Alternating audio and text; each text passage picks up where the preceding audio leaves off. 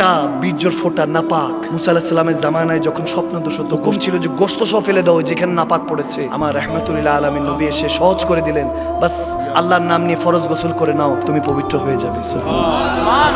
সব কিছু আছে ওখান থেকে। ওই স্পাম থেকে 4 কোটি শুক্রাণু থেকে ডিম্বাণুতে যায়, ডিম্বাণু থেকে পরিক্রমা, ওই রেস শুরু হয়, লাইফ গুলি শুরু হয়, 500 থেকে 400 বাঁচে। মেডিকেল সায়েন্স বলছে বাঁচতে বাঁচতে মাত্র একজন দুনিয়াতে আসে। সুবহানাল্লাহ বলবেন না?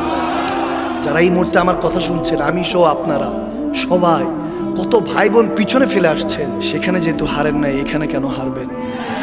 কতজন তো জন্ম নেওয়ার সাথে তো মরে যায়, কতজন তো 5 বছর পরে পানিতে পড়ে মরে যায়, অ্যাক্সিডেন্ট হয়ে মরে যায়। যদি লক্ষ্য থাকে অটুট বিশ্বাস হৃদয়, হবেই দেখা হবে বিজয়, ঠিক কি না?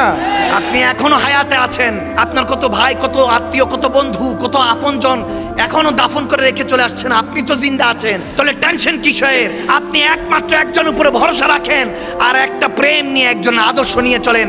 ফাত্তাবিউনি ইউহিব্বুকুমুল্লাহ, খোদার কসম করে বলছি, সেই নবীর গোলামিতে চলে আসেন, সেই নবীর তরিকায় চলে আসেন।